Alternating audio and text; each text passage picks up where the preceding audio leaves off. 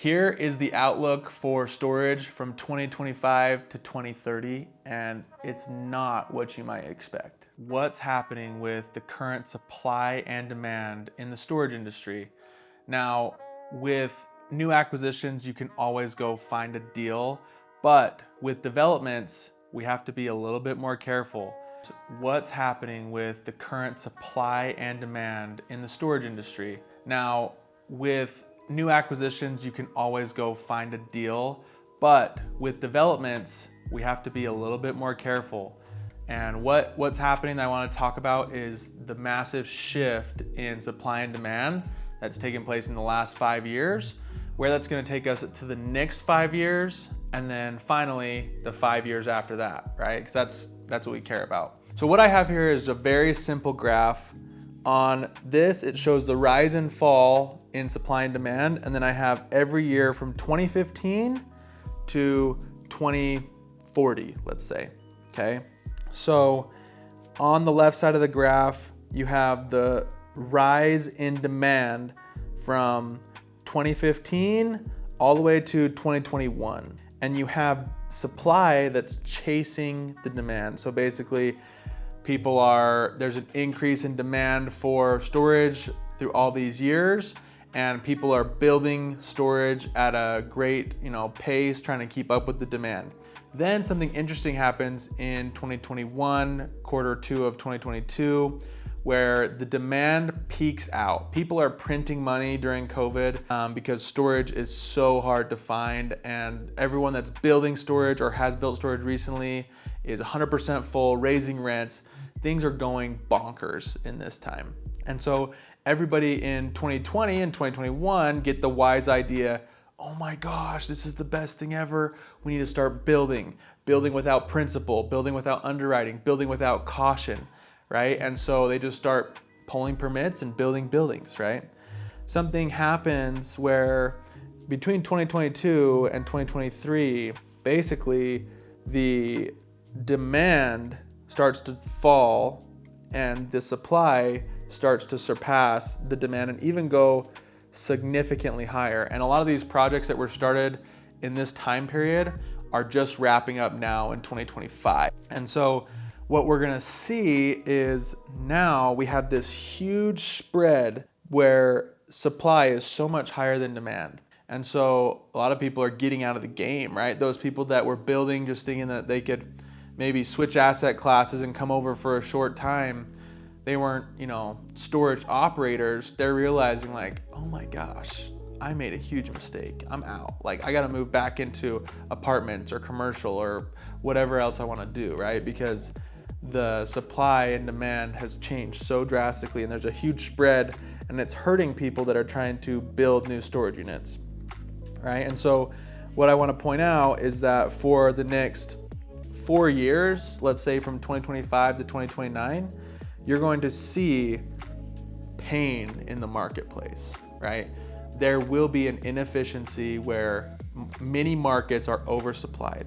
What you will eventually see, my hypothesis, don't quote me on this, my hypothesis around 2029, you're going to see the market start to flip where demand is going to start to rise and supply is going to continue to fall. So basically, demand's gonna pick back up, but there's a huge lag. We're not talking about like a couple months, we're talking about like a couple years, where when people realize the demand for storage has risen, it takes them years to mobilize, to pull permits, to get land entitled, to get the plans, to get the construction process started. So by the time you realize that the demand is rising, it's too late. And so what you're gonna see in the first 5 to 10, obviously the first 5 years of the 2030s, you're going to see a massive inefficiency where it's going to be very similar to the early 2020s where there was not enough supply to meet the demand, right? So how are we at Big Storage Ventures adjusting for this market shift? We're basically saying, okay, acquisitions are still good in the short term, right? If you want a 3 to 5 year investment, if you want your equity play where you can refinance or sell in the short term, you can still get in on acquisition. So that's what our cold callers are looking for. Now, we do have opportunities to develop and we are taking them, but here are the adjustments we're making. One is extend your horizon. So if you're looking at the next 4 years and you want to return in the next 4 years, now internally we're saying, okay, we're gonna go beat expectations, but externally we're saying, market says no. If you need a yield in the short term, don't do it. But for people that have the 5 to 10 year horizon that can weather the storm and they're not worried about the inefficiencies here because they want to go get the spread here in this time and they want to be ready with supply when the demand comes. Those are the types of people that are going to want to invest in storage. People that they want legacy wealth. They want something 10 years from now. They don't care about getting something in the 3 or 4 year horizon. They just want as much money and much wealth for their legacy and their families as possible. Those are the people that want to get in developments right now.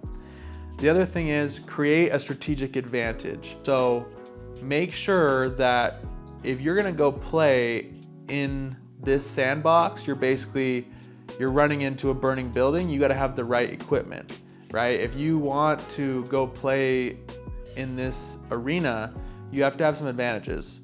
So I'll give you examples of a couple. Our Cedar City development, we're a good example of a group that has a long horizon. We built the storage facility right in this time, right? We started the project 2 years ago in 2023, and now it's done in 2025. So why is this project working?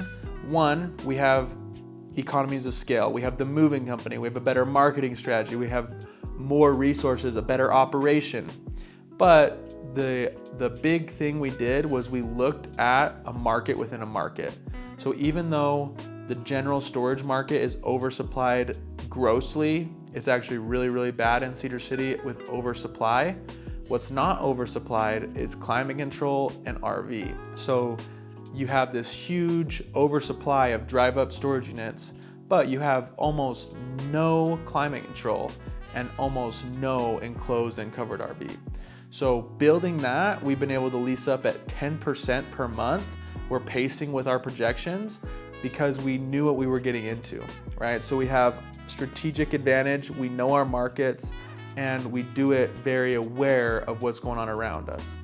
The fourth thing I would say is making sure that you structure your debt or lack of debt in a really wise way. So all of our investments so far have been between 5 to 35% down.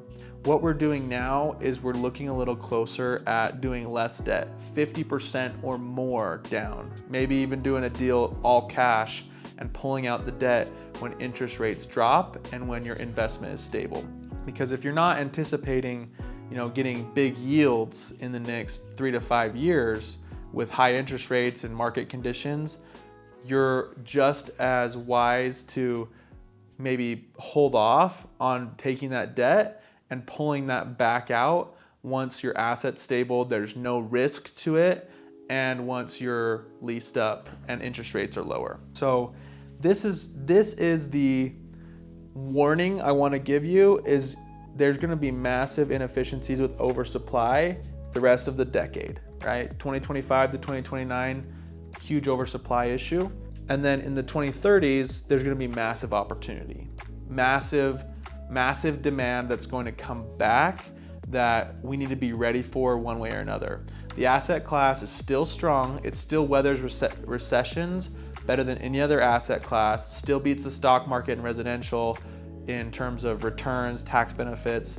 So we are not out on this asset, but we are aware of this oversupply issue and what we need to do about it. Yeah, if you're getting into storage, first of all, if you're a rookie doing it on your own, do not build something right now. It's just, when I built on my first rookie deal, it was a market that helped me out and I had a lot of strategic advantages, right? So typical storage investors should stay out of the market of building right now.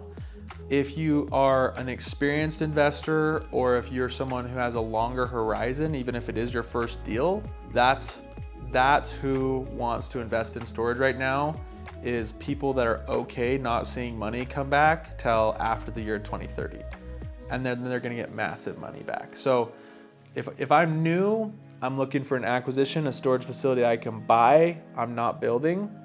If I'm trying to get in the game and I'm maybe a more experienced investor, I'm expanding my horizon, I'm using less debt, and I'm looking for a strategic partner that can help me have an advantage, like a moving company, like someone who has a better marketing strategy, like someone who can find a supply, or someone can find a little niche market that we can go create an advantage where there is demand.